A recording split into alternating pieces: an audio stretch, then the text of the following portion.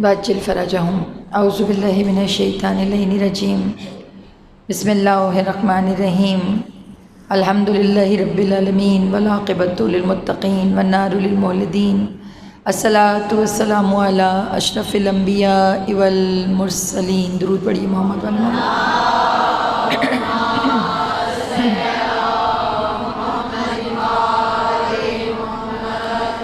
खैरुल मुबश्शिरीना वल मुनज़िरीना नबीउल मुज़निबीना नबीना अबुल क़ासिम मुहम्मद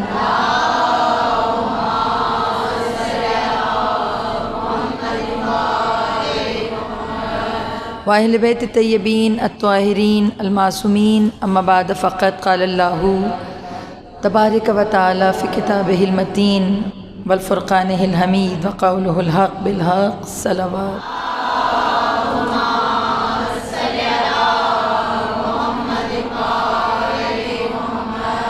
वाज्जिल फ़रजहुम। मोमिनात गिरामी, रोज़ा जुमा है, रहमतों बरकतों का दिन है और अल्लाह इस फ़र्शे अज़ा के सदक़े में इस रोज़ जुमा को आखिरी रोज़ जुमा करार दे बग़ैर इमाम के। रोज़ जुमा बाबरकत दिन है, इस दिन के लिए मुस्तहिब है। साथ साथ आपको एक अमल ज़रूर बताऊंगी ताकि आपकी ज़िंदगियां आसान हों और अहले बैत से मुंसलिक रहें, क्योंकि रोज़े जुमा इमाम वक्त से मंसूब है।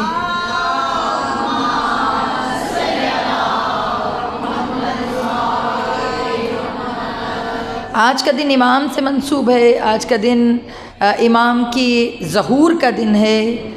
तो उल्मा कहते हैं कि जो शख्स रोज़े जुमा किसी भी वक्त ज़ुहर और असर के दरमियान दरूद की तस्बीह बमें, जब आप कहते हैं ना अल्लाहुम्मा सल्ली अला मुहम्मदिन व आले मुहम्मद, यहाँ ख़त्म करने के बाद वह अज्जिल फ़रजहुम कहा। जब ये कहकर एक तस्बीह पढ़कर और जब ये तस्बीह पढ़ें तो 14 मासूमीन को हदिया की बारगाह में पेश करें और दुआ करें कि अल्लाह इस तस्बीह के सदक़े ज़हूर इमाम में ताजील फ़रमाए। तो दुआ आपकी ताजील की होती है, लेकिन उल्मा कहते हैं जब तुम इमाम के रास्ते आसान करने की दुआ करते हो तो इमाम खुदा की बारगाह में तुम्हारी मुश्किलें आसान करने की दुआ करते हैं। ये जो रोज़े जुमा है ये इमाम से इसलिए मंसूब है कि ये जब इमाम तशरीफ़ लाएंगे तो जो रोज़ाना हर जुमे तस्बीह का हदिया पेश करेगा वो इमाम के सफ़े अव्वल का सिपाही होगा। यानी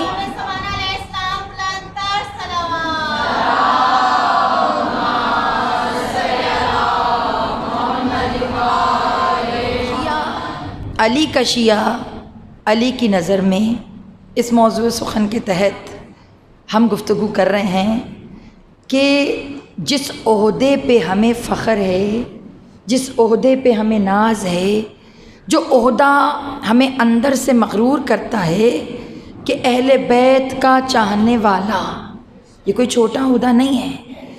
मगर मेरी जान चाहना और है, हम गुनाहगार हैं, हम उन्हें चाह सकते हैं, मगर कमाल ये है कि हम कुछ ऐसा करें कि वो भी हमें चाहने लग जाए। हमारी मोहब्बत मैटर नहीं करती, उनकी मोहब्बत हमारे लिए मैटर करती है। अब मर्तबा इतना बुलंद, उनका कमाल इतना ज़्यादा, उनका अरूज इतना ज़्यादा, और फिर उसके बाद कमाल ये हम तो बशर हो के मोहब्बत कर रहे हैं, खुदा जिससे मोहब्बत करे, सोचो किरदार कितना बुलंद होगा। लेकिन जो आया मुबारका जिसको हम लेकर सरनामा कलाम बनाकर चल रहे हैं, सूरह मरियम की आयत नंबर 50 है कि जिसको हमने अपना सरनामा कलाम बनाया है। अल्लाह से बहुत दुआएं मांगी, बड़ी दुआ मांगना अंबिया का वतीरा है और मोमिन का हथियार है। किसी ने कहा कि थक जाता हूँ, तो कहा हर काम से थक जाओ मगर हाथों को उठाने से ना थकना। कहा क्योंकि ये जो दुआ है, ये जो उठे हुए हाथ हैं, ये तुम्हारी ताकत हैं, ये तुम्हें एनर्जी देते हैं। कहा दुआओं से ना थकना। कुरान में बहुत से अंबिया की दुआएं हैं, बहुत से नबियों की। अगर आप कुरान पढ़ें उसमें हज़रत मूसा की दुआ है, حضرت آدم کی دعا ہے، حضرت نوح کی ہے، یعنی مختلف انبیاء کی مختلف قرآن میں انبیاء کی بہت دعائیں ہیں۔ ان میں جو سب سے زیادہ دعائیں ہیں نا، جو قرآن میں سب سے زیادہ جس نبی نے دعائیں مانگی ہیں، ان میں حضرت موسیٰ ہیں اور حضرت ابراہیم ہیں۔ یہ دو نبی ہیں جن کی قرآن میں بہت ساری دعائیں ہیں، مگر فرق ہے حضرت موسیٰ کی دعا میں اور حضرت ابراہیم کی دعا میں۔ حضرت موسیٰ نے جب بھی دعا مانگی انہوں نے واحد کا صیغہ استعمال کیا اپنے لیے۔ اگر تمام مجمع جانتا ہے حضرت موسیٰ کی موسٹ فیمس دعا ربی اشرح لی صدری ویسر لی امری واحلل عقدۃ من لسانی یفقہوا قولی، اگر آپ غور کر کے دیکھیں اور بھی حضرت موسیٰ کی بہت ساری دعائیں ہیں، لیکن ہر دعا کے اندر حضرت موسیٰ نے اللہ ربی اشرح لی صدری میری زبان کی گرہ کھول دے، ویسر لی امری میرا کام آسان کر دے، واحلل عقدۃ من لسانی میرے زبان کی گرہ کھول، میرے سینے کو کھول، یعنی جہاں بھی حضرت موسیٰ نے دعا کی کہا مجھے دے اللہ، میرے لیے یہ کر۔ مگر حضرت ابراہیم علیہ السلام نے انداز بدلا۔ حضرت ابراہیم کی جہاں دعا اٹھائیے وہاں پر کہیں پہ بھی حضرت ابراہیم نے اپنے لیے دعا نہیں مانگی، جہاں بھی حضرت ابراہیم نے دعا مانگی ہمیشہ دعا مانگی اللہ میری نسل میں یہ دے، نسل میں ایک ایسا نبی بھیج کہ جو یعلمہم الکتاب، کتاب بھی پڑھائے، نفس کو طاہر بھی کرے، نفس کو پاک بھی کرے، اور ایسا شاندار ہو جو لوگوں کی تربیت بھی کرے۔ جہاں پہ بھی حضرت ابراہیم نے دعا مانگی ذریت کو نہیں بھولے، یعنی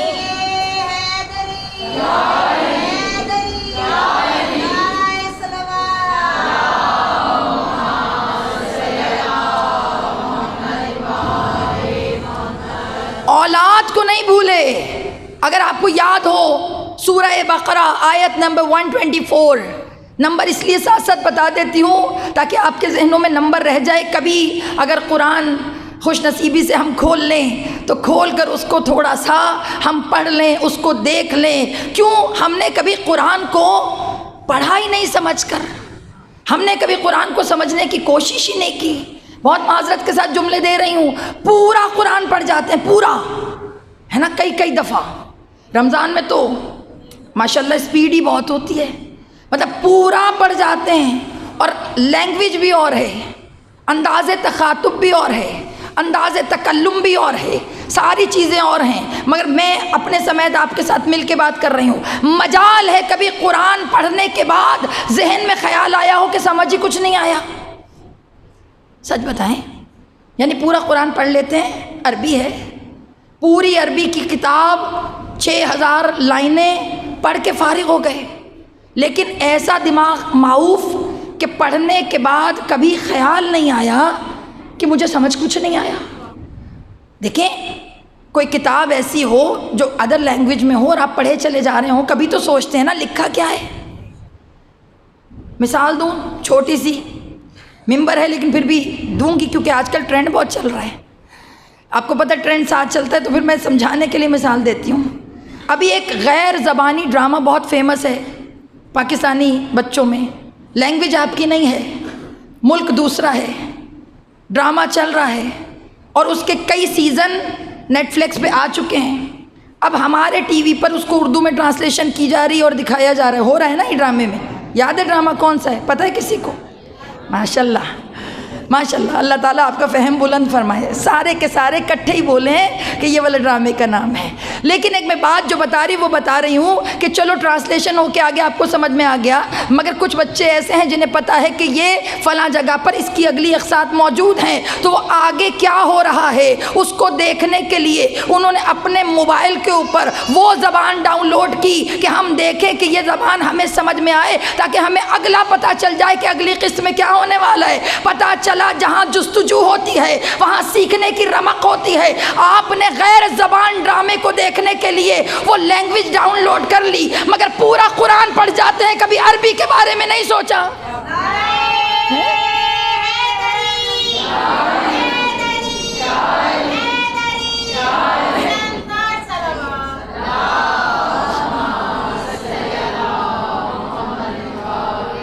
جہاں میں لے کے جا رہی تھی سارا مجمع پہنچ گیا، بچہ چھوٹے چھوٹے بچے بھی کہنے ہاں ہاں ہاں، یعنی پتہ چلا کہ سب اس کے ساتھ اٹیچ ہیں۔ اس کا مطلب یہ آپ کو پتہ ہے جس چیز کو سمجھنا ہو اس کی لینگویج کو کنورٹ کر کے سمجھا کیسے جاتا ہے؟ اس کا مطلب یہ ہوا آپ بے شعور نہیں ہیں، اس کا مطلب یہ ہے آپ کو طریقے سارے آتے ہیں۔ معذرت کے ساتھ جہاں میں لے کے جا رہی ہوں وہاں چلنا ہے میرے ساتھ۔ اس کا مطلب یہ نہیں ہے کہ آپ یہ کہہ دیں گے اللہ مجھے تو عربی سمجھ نہیں آتی تھی۔ اللہ کہے گا جب ترکی سمجھ سکتی ہے تو عربی سمجھنے میں مسئلہ کیا تھا؟ جب اس کو سمجھنے کے لیے جستجو کر سکتی ہے تو عربی سمجھنے میں مسئلہ کیا ہے؟ پتہ چلا قرآن سمجھتے نہیں ہیں، قرآن کو صرف پڑھے چلے جا رہے ہیں، رٹا لگائے چلے جا رہے ہیں۔ ایک سوال پوچھوں، کبھی دل میں خیال کیوں نہیں آیا کہ مجھے سمجھ نہیں آتا؟ میں ایک بات پوچھوں، بتاؤں آپ کو، یہ اس کی ریزن میں دے رہی ہوں، اس میں آپ کا قصور نہیں ہے۔ کیوں؟ کیونکہ آپ کے شعور کو ثواب کی لوریاں دے کر تھپک تھپک کر سلا دیا گیا ہے۔ آپ کے شعور کو ثواب کی بھول بھلائیوں میں گھما کر سلا دیا کہ بس اس کو پڑھو اس سے ثواب ملے گا، اس کو پڑھو اس کو ثواب ملے گا، اس کی یہ آیت پڑھو 30 نیکیاں ملیں گی، اس کو پڑھو گے تو اس سے تمہارے جو فلاں بخشے جائیں گے۔ معذرت کے ساتھ اتنا ثواب ثواب ثواب کیا کہ آپ کے ذہن میں خیال ہی نہیں آیا کہ جو کتاب سونے کے پانی سے لکھنے کے لیے نہیں آئی تھی، کرداروں کو بدلنے کے لیے آئی تھی، اس کتاب سے تمہیں ثواب کی چکی میں ڈال کر دور کر دیا کہ بس ثواب کماتے رہو، سوچنا نہ، ثواب کماتے رہو بیدار نہ ہونا، ثواب کماتے رہو سمجھنا نہ۔ کیونکہ دشمن جانتا ہے جس دن کتاب الہی اور اہل بیت سمجھ میں آ گئے اس دن بشر بیدار ہو جائے گا، اور جس دن بشر بیدار ہو گیا اس دن متحد ہو جائے گا، اور جس دن متحد ہو گیا اس دن دشمن کے کارنامے تم پہ نہیں چلیں گے، اور جس دن تم سارے مل کر دشمن کے سامنے ڈٹ گئے اس دن دشمن پسپا ہو جائے گا، دشمن اندر سے خوف زدہ ہے۔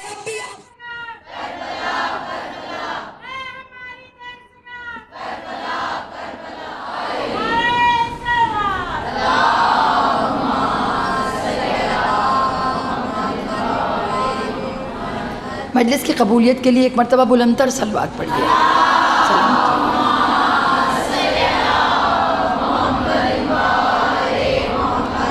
واجل فراجہم، تھک تو نہیں رہے موضوع سے، سمجھ رہے ہیں باتوں کو؟ پتہ چلا ہمیں قرآن سے اہل بیت کی سیرت سے دور کر دیا گیا۔ کیسے دور کر دیا گیا؟ ثواب کی چکی میں ڈال کر، بس ثواب حاصل کرو، سیکھنا کچھ نہ۔ اور ہم نے وہی وتیرہ پکڑ لیا، قرآن پڑھتے ہیں ثواب کی نیت سے۔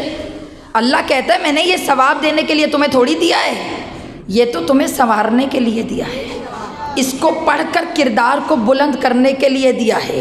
میں عرض کر رہی ہوں دشمن آپ کی دو چیزوں سے خوف زدہ ہے، ایک آپ کی بیداری سے، ایک آپ کے متحد ہونے سے ڈرتا ہے دشمن۔ دشمن نہیں چاہتا کہ علی کا چاہنے والا علی کے نام پر ایک ہو جائے، اسے پتہ ہے کہ یہ علی کے نام پہ مر بھی سکتے ہیں اور مار بھی سکتے ہیں، اس لیے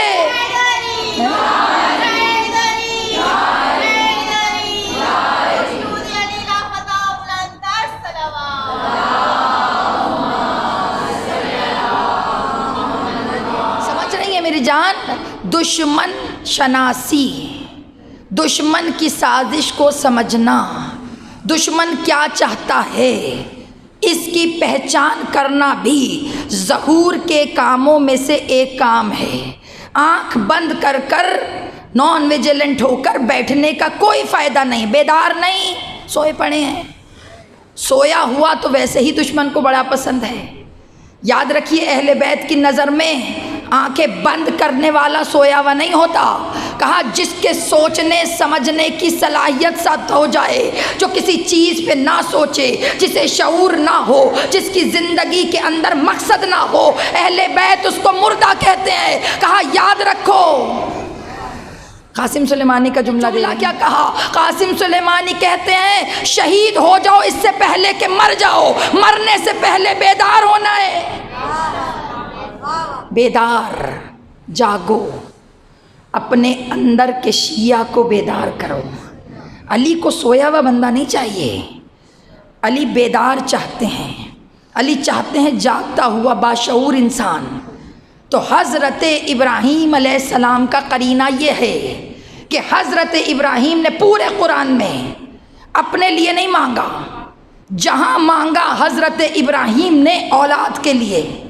اللہ نے جب بھی کوئی اچھی چیز دی، حضرت ابراہیم فوراً اپنا دامن پھیلا کے کہتے تھے وَقَالَ مِن ذُرِّيَّتِي، اللہ میرے بچوں کا کیا ہوگا، اللہ بتا میرے بچوں میں بھی کوئی ہوگا، اللہ نبی بھیج۔ یہ نہیں کہا اللہ مجھے نبی بنا، نہ یہ نہیں کہا اللہ مجھے برگزیدہ کر دے، نہ کہ میری نسل میں ایک ایسا نبی بھیج کہ جو کتاب پڑھنے والا ہو، یزکیہم نفسوں کو پاک کرنے والا ہو، ویعلمہم الکتاب والحکمہ اور کتاب اور حکمت کی باتیں کرنے والا ہو، اور کہا تیرے دین کو کمال تک لے جانے والا ہو۔ میں نے کہا یا حضرت ابراہیم یہ ساری دعا اپنے لیے مانگتے کہ مجھے ایسا بنا دے، کہا میں اپنے لیے مانگتا نا تو میرا کام یہی ختم ہو جاتا، جو کام نسلوں میں چلا جائے وہ باقی رہتا ہے۔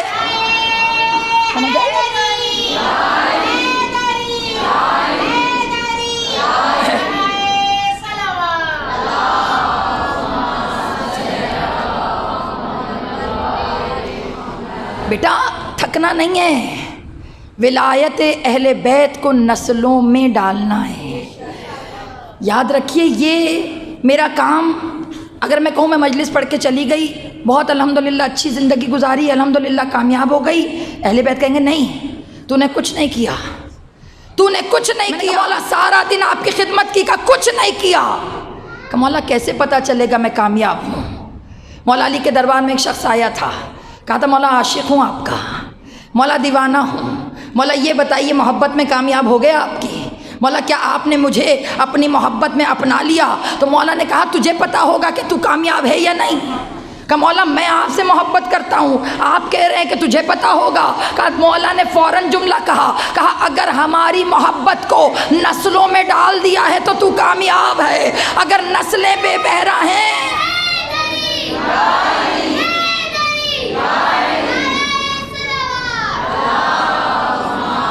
سلامت رہو بیٹے، سمجھ رہی ہیں؟ اپنی نسلوں کے اندر مودت اہل بیت کو ڈالیں، ٹرانسفر کریں۔ یاد رکھیے جنہیں دیکھنا ہونا کہ ہمارے والدین کی مغفرت ہوئی یا نہیں، محبت اہل بیت اس کی بھی دلیل ہے، اس کے لیے بھی برہان ہے۔ کہ کیسے پتہ چلے گا؟ کہ اپنے اندر دیکھو کہ کتنی ٹھنڈک ہے مودت اہل بیت کی، کتنی دیوانگی ہے محبت اہل بیت کی، کتنی رمق ہے محبت اہل بیت کی۔ یاد رکھنا اگر تمہارا دل جتنا تڑپتا ہے نا، تمہارے بزرگان اتنے جنت کے مزے لے رہے ہیں۔ کیوں؟ یہ وہ محبت ہے جو انہوں نے تمہارے اندر انڈیلی ہے، اور محبت اہل بیت امانت ہے۔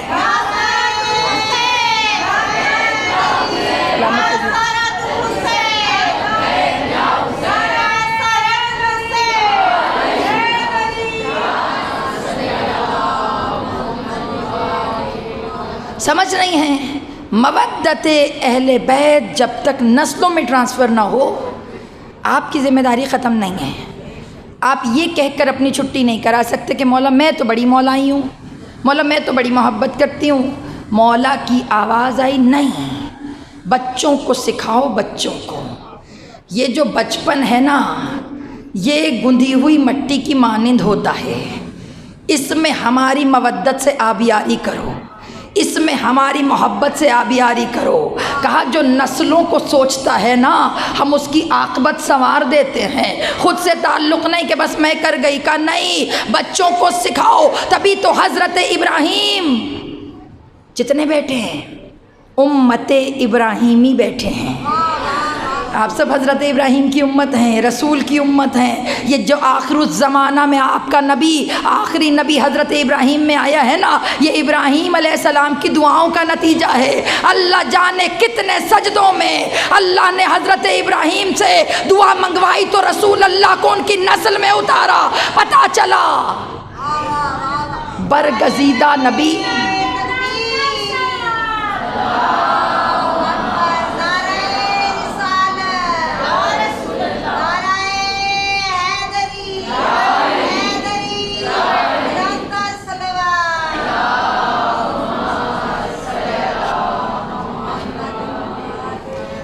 آپ لوگ؟ تو درود اس طرح کا تو نہیں ہونا چاہیے نا، جتنا اہل بیت کا تذکرہ بلند ہے اتنی بلند تر صلوات۔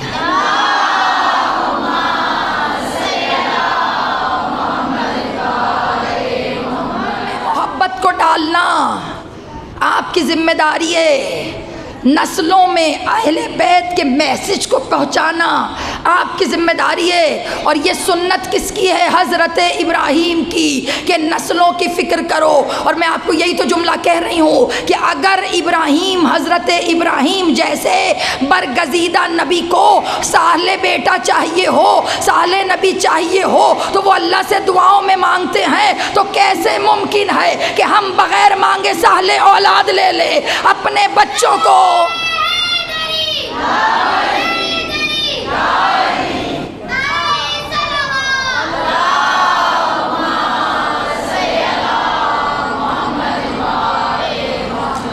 آج تھوڑا سا تربیت اولاد پہ پڑھ رہی ہوں، کیونکہ اگر اولاد کی تربیت نہ صحیح ہوئی نا تو حضرت نوح کی طرح ساری زندگی تانے پڑیں گے معذرت کے ساتھ۔ اور پھر اس کے بعد پھر ہاتھوں کو جوڑ کر اشارہ کر کے گزر جاؤں، پھر زیارت عاشورہ لوگوں کے گلے میں پڑ جاتی ہے کہ کام بیٹا کرتا ہے اور تبرہ نسلوں تک جاتا ہے۔ سمجھ رہے ہو کہ اسی لیے تو سمجھا رہے ہیں، اسی لیے تو کہہ رہے ہیں نسلوں کی تربیت ایسی کر جاؤ کہ جب بچے کہیں سے گزریں تو والدین کے اخلاق کا پتہ چلے، والدین کی تربیت کا پتہ چلے۔ یاد رکھیے گا میرا بیٹا، ایک جملہ لکھ لو اپنے دماغوں میں کہ بچے والدین کا آئینہ ہوتے ہیں۔ یہ سوچ لو۔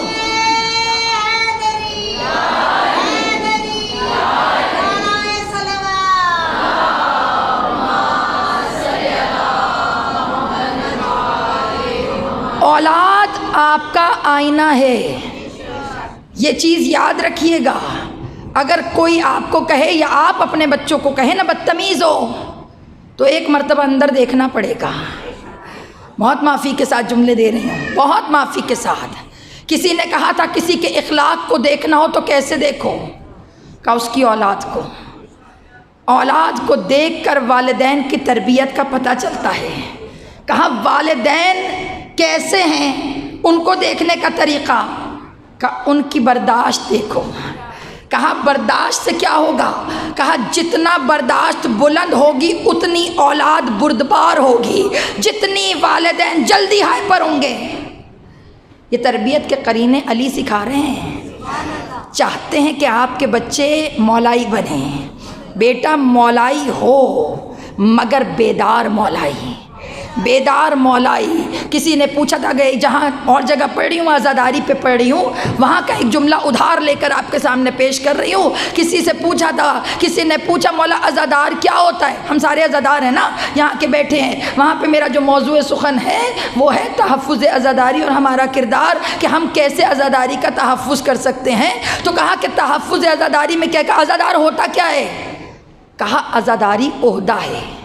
یہ آیت اللہ جوادی عاملی کا جملہ ہے۔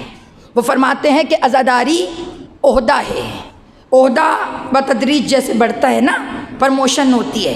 کہا عزادار کی بھی پرموشن ہوتی ہے۔ کہا عزادار کی پرموشن کیسے ہوتی ہے؟ کہا نمازی جب معراج پہ پہنچتا ہے تو عزادار بنتا ہے۔ سمجھ رہی ہیں؟ کہا معراج پہ نمازی جب معراج پر پہنچتا ہے تو عزادار بنتا ہے۔ کہا کیا مطلب؟ کہا حسین کا سر سجدے میں پہلے تھا، پہلے نمازی بنانا سکھایا، پھر کٹ کر جب نوکے سینہ پہ چڑھا تو عزادار بنایا۔ کہا حسینیت کی معراج عزاداری ہے۔ کہا نمازی، اب جاگیے گا، آپ سب مائیں بیٹھی ہیں نا، اب گھروں میں جا کے دیکھیے گا اپنے اپنے بچوں کو۔ کہا عزاداری کیا ہے؟ کہا نمازی جب معراج پر پہنچتا ہے تو عزادار بنتا ہے۔ اور کہا عزادار جب مقصد سمجھ لیتا ہے تو ماتمی بنتا ہے۔ یعنی ہمارے ہاں کہتے ہیں ماتمی ہے، ماتمی کوئی چھوٹا نہیں ہے۔ کہا عزادار جب مقصد سمجھتا ہے تو ماتمی بنتا ہے۔ یاد رکھیے یہ جو سینے پہ ہاتھ مارنا ہے نا، یہ درد کی آخری لمٹ ہے، یہ درد کی آخری لمٹ ہے۔ سینے پہ ہاتھ اگر درد کے ساتھ نہ پڑے تو پھر ماتم نہیں ہے۔ ماتم وہ ہے کہ جو سینے پہ ہاتھ اس تکلیف کے ساتھ پڑے. جتنا تکلیف ذہن میں ہوتی ہے اتنا ماتم خالص ہوتا ہے. اسی لیے تو علماء کہتے ہیں ماتم کرنے سے پہلے فرش عزا پہ بیٹھو. جو فرش پہ بیٹھے بغیر ماتم کرے اس کا ماتم ماتم نہیں ہوتا، کیونکہ اسے سمجھ میں نہیں آتا پیٹ کس لیے رہا ہے. کہا ماتم وہ احتجاج ہے. بیٹا مقصد سمجھنا ہے، ہر چیز کے پیچھے ایک مقصد ہے. بچپن سے تربیت ہو رہی ہے. حضرت ابراہیم دعا مانگ رہے ہیں، لسانن صدقن علیہ پڑھ رہی ہوں. حضرت ابراہیم دعا مانگ رہے کہ ایک ایسی زبان میری نسل میں دے جو سچی بھی ہو اور بلند بھی ہو. سورہ مریم کی آیت نمبر 50 کے زیر اثر ہم گفتگو کر رہے ہیں. پوچھا بچپن سے، بچپن. علماء بہت بڑے بڑے ہیں. علماء کہتے ہیں اپنی، میری بیٹیاں بیٹھی ہیں اس لیے یہ جملہ کہہ رہی ہوں، بیٹا سمجھ لو پوری آج کی مجلس کا حاصل ہے گفتگو ہے یہ جملہ، کہ اپنی زندگی کا خمس نکالو.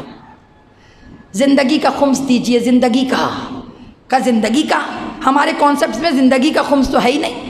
ہم لوگ کس چیز پہ خمس نکالتے ہیں؟ بولیں میرے ساتھ. مال پہ. کتنواں حصہ ہوتا ہے؟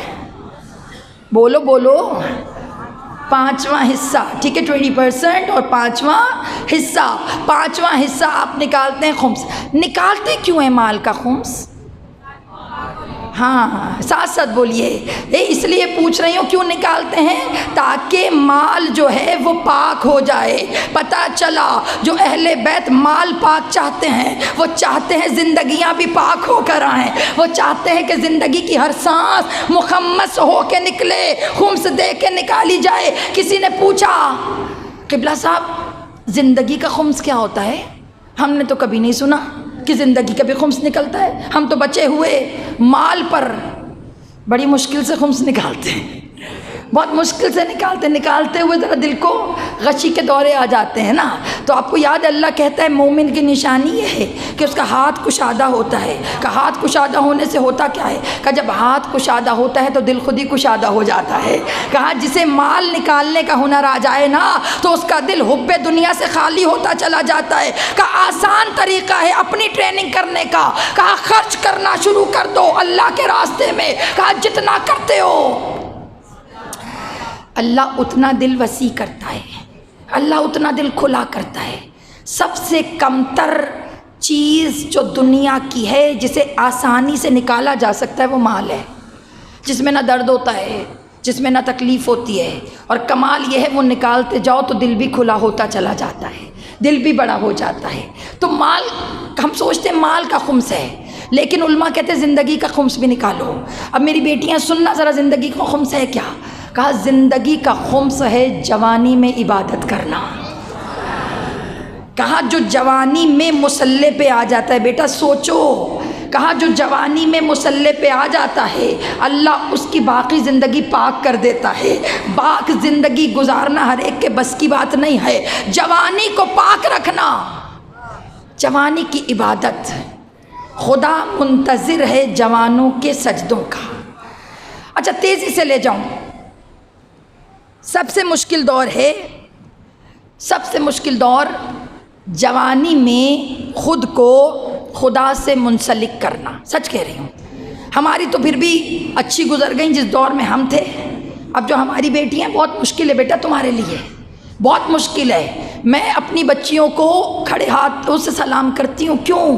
ہم تو برائی کرنا چاہتے تو ہمیں موقع نہیں ملتا تھا. اتنا ہر طرف سے ڈبل چیک ہوتا تھا، اتنا مشکل کام تھا ہر چیز کو لے کر چلنا کرنا. ہمارے دور میں برائی کرنا بڑا مشکل تھا، لیکن آج کی بچیوں کے لیے ہر چیز ایزی ٹو ایکسیس، بہت آسان. ہر چیز بہت آسان ہے. کچھ بھی کرنا چاہو بغیر کسی کو پتہ لگے آرام سے سب کچھ کر سکتے ہو، کیونکہ تمہارے ہاتھ میں جو دے دیا ہے نا اللہ نے، یہ ہے نا، یہ اس کے پاس، اس کے اوپر سب کچھ ہے. جو مرضی کھولو. کبھی تم نے غور کیوں نہیں کیا؟ کھولتی کچھ ہو کھلتا کچھ ہے. ہوتا نہیں ہے. ہمارے ساتھ یہ ہو جاتا ہے. تم تو بچے ہو، مطلب ہم تو آیتیں بھی ڈھونڈ رہے ہو تو ساتھ میں کچھ اور لائن لگی ہوتی ہے دائیں بائیں. میں اکثر سوچتی ہوں یہ اتنا عام کیوں ہے.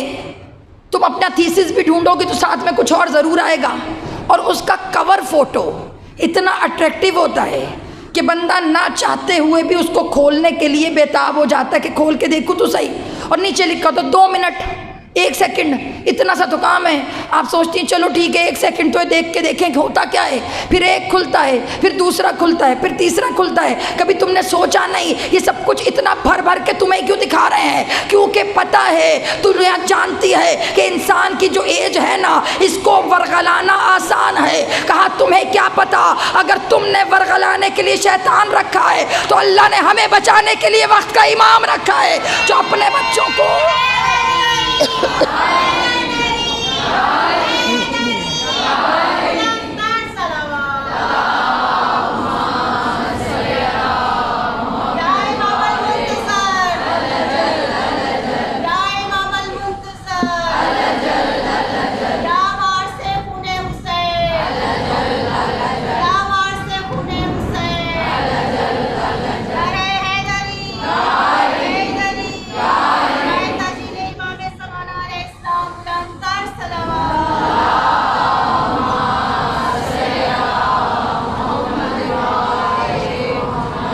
سمجھ رہی ہو میری بیٹیاں بیٹھی ہیں، سمجھ رہی ہو بیٹا دشمن تم پہ کیسے نظریں لگا کے بیٹھا ہے؟ ہمارے جوانوں کو دنیا کی رنگینیوں میں رنگانے کے لیے ہر چیز کو سہل کر دیا۔ ایڈی سو ایس کے فٹافٹ ہاتھ اٹھاؤ اور ہر برائی تمہارے ہتھیلی کے اوپر یوں کر کے رکھ دی جائے۔ کیوں؟ کیونکہ وہ چاہتا ہے کہ تم اس سے جڑ جاؤ۔ اچھا اب ایک آسان ٹپ دے کے چلی جاؤں جوانی کو پاک رکھنے کی، وہ بھی یہ بھی تو طریقے ہیں نا۔ اہل بیت کے در پہ ہوتا کیا ہے؟ اہل بیت کے در پہ ہر چیز کا علاج موجود ہے۔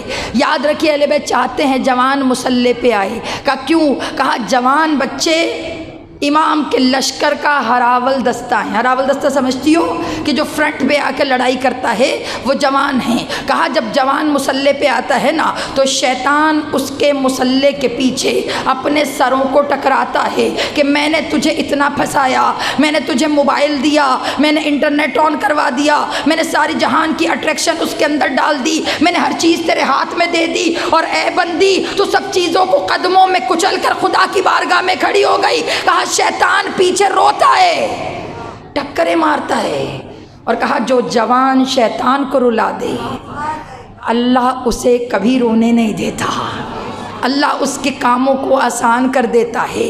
اچھا جلدی سے لے جاؤں تیزی سے، مجھے یہ بتاؤ جوان پہ تو عبادت واجب ہو گئی، مگر وہ بچے جو بالغ نہیں ہیں، چھوٹے، یہ چھوٹے چھوٹے بھی بیٹھے میرے بیٹے، یہ جو چھوٹے بچے ہیں، کیا ان کا عبادت کرنا، اکثر آپ نے دیکھا بچے شوق میں کر رہے ہوتے ہیں، اور شوق میں بھی وہی بچے کرتے ہیں جن کے والدین کر رہے ہوتے ہیں، شوق میں بھی وہی کرتے ہیں جن کے والدین یہ سارے کام کر رہے ہوتے ہیں۔ تو اب مجھے یہ بتائیے ہر بچہ شوق سے نہیں کرتا، جس کے گھر میں اپنے گھر میں ماں کو نہیں کرتے دیکھا اسے کیا پتہ مصلی کیا ہے؟ میرے سامنے جتنی مائیں بیٹھی اکثر میں نے دیکھا جن کی چھوٹی بیٹیاں ہوتی ہیں نا، وہ اکثر کسی جگہ پہ بیٹھ کے بڑی خوشی سے بتاتی ہیں آج میری بیٹی نے لپسٹک لگائی، اتنی پیاری لگ رہی تھی، شیشے کے سامنے کھڑے ہو کر بال یوں یوں کر رہی تھی، ہیں ہمیشہ اکثر بتا رہے ہوتے ہیں اتنی سی ہے، مگر اسے سب پتہ ہے کہ کون سی چیز کہاں لگانی ہے۔ معذرت کے ساتھ ایک سوال پوچھوں، آپ کی اتنی سی بیٹی شیشے کے سامنے کھڑے ہو کر بال ہی کیوں سنوار رہی ہے، لپسٹک ہی کیوں لگا رہی ہے، گلے میں دوپٹہ ڈال کے کیوں جا رہی ہے، اتنی سی نے مصلی کیوں نہیں بچھایا؟ پوچھ رہی ہوں آپ سے، اتنی سی نے چھوٹا سا مصلی کیوں نہیں بچھایا، اتنی سی چادر اوڑھ کے کیوں نہیں نکل گئی؟ کیونکہ اس نے گھر میں آپ کو جو کرتے دیکھا اس نے وہی کیا۔ پتہ چلا تربیت کرنے کا پہلا ہنر یہ ہے کہ وہ جو بچوں سے کروانا چاہتے ہو اسے خود کر کر دکھاؤ۔ آخری جملہ دے رہی ہوں کیونکہ میرا گلا بالکل ساتھ نہیں دے رہا، اور آج آنٹی کو میں کہہ رہی ہوں مائک بھی آپ کا ساتھ نہیں دے رہا، آج آواز بہت زیادہ گلے پہ زور ہو رہا ہے، تو بس ختم کر رہی ہوں، میں تیزی سے لے کر جا رہی ہوں۔ بچپن، یہ جو میرے بچے بیٹھے ہیں، عبادت واجب کب ہوتی ہے؟ بلوغت میں، جب بچہ بالغ ہو جاتا ہے تب اس پر نماز، روزہ بھی واجب ہے اور باقی ساری عبادتیں بھی اس پہ واجب ہیں۔ بچیاں 9 ایئرس کی، بچے 14 ایئرس کے، اتنی عمر میں ان کے اوپر عبادت واجب ہو جاتی ہے۔ مگر جو بچے واجب ہونے سے پہلے پڑھ رہے ہیں، پہلے وہ بیچارے جو نمازیں پڑھ رہے ہیں، آپ کے خیال میں وہ کہاں جا رہی ہیں؟ ہاں بولیں، سارے بولیں، سب مجھے پتہ ہے آپ کا جواب کیا آنے والا ہے، جلدی جلدی بتائیے کہاں جاتی ہیں ساری عبادتیں؟ ہاں خوش فہمیاں، مطلب چھوٹے چھوٹے بچوں کی عبادتیں بھی اپنے کھاتے میں ہم ڈال لیں، امی ابو کے کھاتے میں جا رہی ہیں، والدین کے کھاتے میں جا رہی ہیں، کتنے خوش ہیں ہم سارے کے سارے۔ میری بات یاد رکھیے گا، تربیت میٹر کرتی ہے، تربیت میٹر کرتی ہے، لیکن اللہ عادل ہے۔ 8 سال کا 6 سال کا بچہ بھوکا رہ کے روزہ رکھ رہا ہے، روزہ وہ رکھ رہا ہے، سارا ثواب آپ کو اللہ دے رہے کہ بیٹے تمہارے 8 سال کے بچے نے روزہ رکھا، امی جی تمہارا حساب یہ ہے، اپنے تم سے پورے نہیں ہوئے، اس کے حصے کے روزوں کے ثواب پہ بھی نیت لگا کے بیٹھے کہ ہمیں مل جائے معذرت کے ساتھ، کہ پہلے اپنے کام تو پورے کر لو نا۔ پوچھا تربیت کا ثواب آپ کو ملے گا، یہ نہیں ہے کہ اللہ تربیت کا ثواب نہیں دے گا، تربیت کا ثواب ملے گا، مگر وہ جو بچپن کی عبادت کر رہا ہے اس کا ثواب کہاں جا رہا ہے؟ ابھی تو رجسٹر بھی آن نہیں ہوا، ابھی تو قضا واجب کٹ ہی نہیں رہا، تو جا کہاں رہا ہے؟ اللہ نے کہا بچوں کو بچپن سے مانوس کرو، مصلوں سے مانوس کرو، واجبات سے مانوس کرو۔ کہا جو بالغ ہونے سے پہلے واجب ادا کرنے کا عادی بن جاتا ہے نا، تو اللہ وہ عبادت جو بچپن میں اس نے کی ہے اس کی فطرت میں انڈیل دیتا ہے، اللہ اسے ثواب نہیں بناتا، اللہ فطرت بنا دیتا ہے، جس کے صدقے میں اللہ اس کی جوانی کو پاک کر دیا کرتا ہے۔ مشکل مرحلہ سمجھ رہی ہیں؟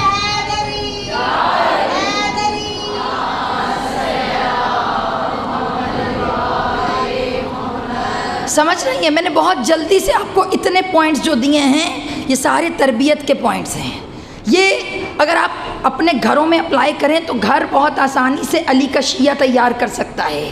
شیعہ بنانا آپ کا کام ہے، بیسک آپ دیں گے، باقی ولایت جو اہل بیت کی ہے اس کو عروج امام دیں گے۔ جب اندر ہی طہارت آپ نے نہیں ڈالی تو امام کتنا کچھ آ کے کریں گے، سارا کام امام پہ ڈال دیا آپ نے کہ مولا آ کے کریں گے۔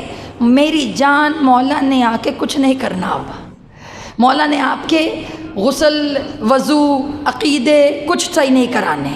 یہ نہ سوچیے گا کہ مولا آئیں گے تو وہ آ کے مجھے پڑھائیں گے، نہ، پڑھانے کا دور ختم ہو گیا۔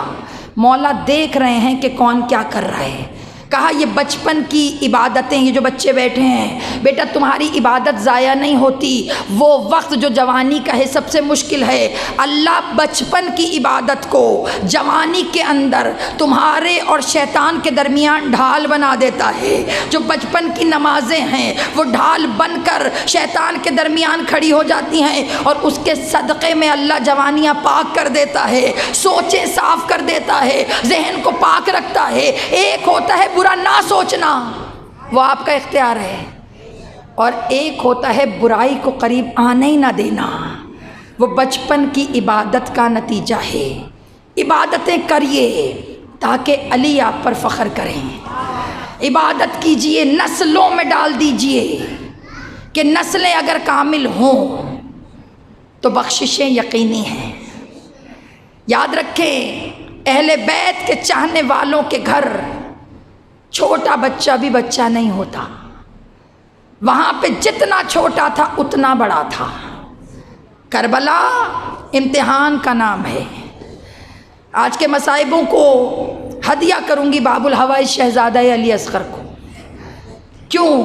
کیونکہ بچوں کی بات کی ہے، تو آج پھر امام سے ہدیہ مانگیں کہ باب الحوائج علی اصغر ہمارے بچوں کو اپنے سوکھے گلے کا صدقہ سیدھے راستے پہ چلنے کی توفیق عطا فرما۔ مومنات گرامی، ہاتھ پس پشت اہل بیت کے بندے ہیں۔ ایک ماں کی نظر چھوٹے سے سر پہ پڑی جس کی بانچیں بھیگی ہوئی ہیں، بانچوں پہ سوکھا ہوا دودھ لگا ہوا ہے، مائیں بیٹھی ہیں اس لیے شرما جائے۔ اہل بیت شام کے رستے میں ہیں، آج اہل بیت کوفے کے بازاروں سے نکل کر شام کے رستے میں ہیں۔ کون سا راستہ جس میں رباب نے کئی مرتبہ اصغر کے سر کو دیکھ کر کہا جا ماں تجھے آغوش میں لے لے، اصغر آجا ماں تجھے گود۔ عزاداروں پورے شام کے رستے میں بندے ہاتھوں سے بی بی کہتی رہی اصغر اچھا ہوا کہ بابا نے تجھے دفن کر دیا۔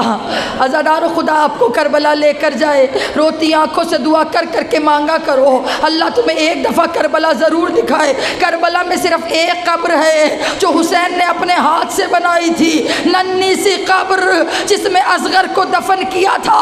کسی نے آپ کے چوتھے مولا سے پوچھا تھا کہ آپ کے بابا نے کربلا میں اصغر کو دفن کیوں کر دیا؟ تو عزادارو چوتھے مولا کا جملہ کہا باپ کا دل تھا نا، نہیں چاہتے تھے ننھا سا لاشا گھوڑوں کی ٹاپوں میں پامال ہو جائے، اس لیے حسین نے اصغر کو دفن کر دیا۔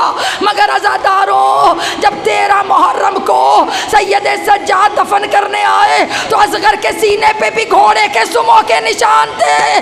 رو کے کہا آئے اصغر۔ اصغر بابا نے کربلا میں ایک قبر بنائی حضرت علی اصغر کی۔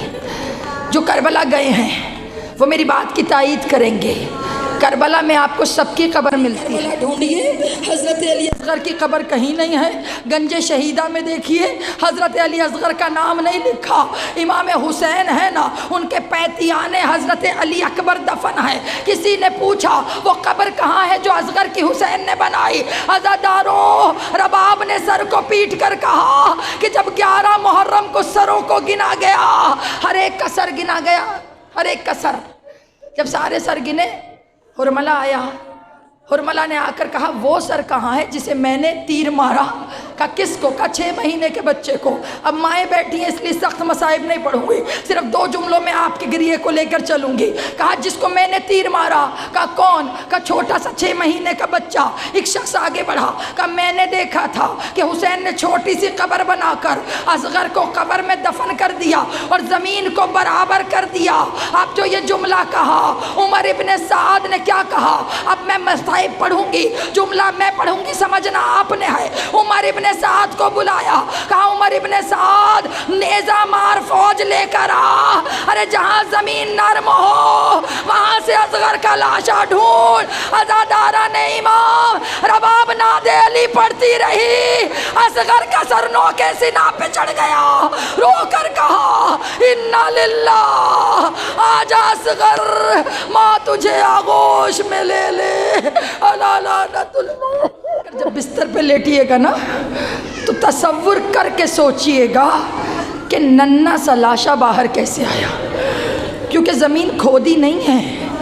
کسی کتاب میں نہیں لکھا کہ بیلچے سے کھودا گیا ہو، کسی کتاب میں نہیں لکھا زمین کو ہاتھوں سے کھولا گیا ہو۔ ہر کتاب میں صرف ایک جملہ لکھا ہے، نیزہ مار فوج نے اصغر کا لاشا ڈھونڈا۔ مائیں بیٹھی ہیں نا، آپ کے احساس کا خیال کر کر، آپ جانتی ہیں میں بہت سخت مسائل پڑھنے کی عادی نہیں ہوں کیونکہ ماؤں کے دل بڑے نرم ہوتے ہیں۔ ہاں اتنی التماس ضرور کروں گی، گھر جا کے بستر پہ لیٹ کر تصور کرنا کہ 6 مہینے کے بچے کا سینہ کتنا نازک ہوتا ہے، بس یہ تصور کر کے پرسہ دینا۔ خدا باب الحوائج شہزادہ علی اصغر کا صدقہ، روز جمعہ ہے نا، میں نے جان کے حضرت علی اصغر کو وسیلہ بنایا ہے، کیونکہ آپ کے چوتھے مولا کہتے ہیں کہ جو میرے جد اصغر میرے بھائی کا پرسہ دے ہم اس کی دعاؤں کو رد نہیں کرتے۔ آج جمعے کا دن ہے، ہاتھوں کو اٹھا کر یا امام وقت آپ کے کربلا کے سب سے چھوٹے شہید کا پرسہ، مولا ہمارے بچوں کو چن لیجئے اپنے راستے کے لیے۔ مولا ہم تربیت نہیں کر سکے، مولا ہم ہار گئے، مولا ہم اس طرح پال نہیں سکے کہ آپ کے لشکر کا سپاہی بناتے۔ مولا آپ ہمارے بچوں پہ اپنی نظر کرم کر دیں۔ مولا بیٹوں کو پاک رکھیں، بیٹوں کی سوچوں کو پاک رکھیں، بیٹیوں کی عزتوں کو پاک رکھیں، بیٹوں کو اکبر کا سپاہی بنا۔ پروردگار بیٹیوں کو شہزادی سکینہ کی کنیز، مولا جس رزق خیر سے یہ چادر بچھی ہے مولا اتنا دیجئے کہ اس سے بڑھ کر چادریں بچھا سکے۔ بار الہا اس عزا خانے کو تا ابد قائم رکھنا۔ اے میرے پالنے والے سب کو کربلا و شام کا زوار بنا۔ مولا راستے کھلوا، مولا آسانیاں پیدا کر۔ اے میرے پالنے والے، اے میرے مالک جو بیمار انہیں شفاء کاملہ عطا فرما۔ اے میرے مالک جناب شہزادہ علی اصغر کا صدقہ، شہزادہ علی اصغر کے اجڑے گہوارے کا صدقہ، مولا کمل زہرا کو ساتھ خیریت کے ساتھ زندگی والا بچہ عطا فرما، مولا انہیں صحت کاملہ عطا فرما۔ بار الہ جو ہمارے مرحومین جا چکے ہیں ہمارے نیک کاموں میں ان کا حصہ قرار دے، ان کی مغفرت فرما۔ ہماری تمام دعاؤں سے بڑھ کر دعا یوسف الزہرا کے ظہور میں تعجیل فرما، امام وقت کے ظہور میں تعجیل فرما، اور مولا ہمارا آنا اپنی بارگاہ میں قبول و منظور فرما۔ ربنا تقبل منا انک انت السمیع العلیم وتب علینا انک انت التواب الرحیم۔ اللہم صلی علی محمد وآل محمد وعجل فرجہم۔